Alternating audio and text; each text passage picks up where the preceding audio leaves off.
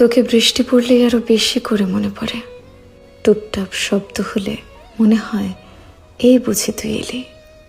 ভেজা চুলে, ভেজা চোখে একটু অপরাধ বোধ নিয়ে বললি আমি আসতে চাইনি, কিন্তু মন চুপ করে থাকতে দিল না।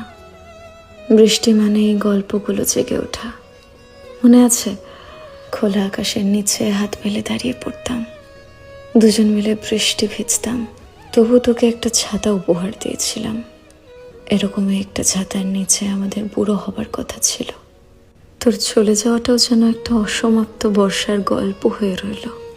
তবে আজও আমি তোর অপেক্ষায় বৃষ্টি ভিজি, পাছে তুই বকা দিয়ে বলিস ঠান্ডা লেগে যাবে। হাত ধরে টেনে নিয়ে মাথা মুছিয়ে দিস। কি যত্ন করে মাথা মুছিয়ে দিতিস আমার।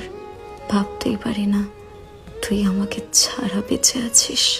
আমার মনে হয় তুই এখনো বৃষ্টি ভালোবাসিস, আর সেই ভালোবাসার টানেই কোনো একদিন হয়তো আবার এই বৃষ্টির দিনেই তুই ফিরে আসবি। বৃষ্টি পেলে আমরা পাগল হয়ে যেতাম, ভেজা গায়ে ছাতা উড়িয়ে। এই বৃষ্টিই তো সাক্ষী ছিল তোর আমার সব থেকে কাছে আসার।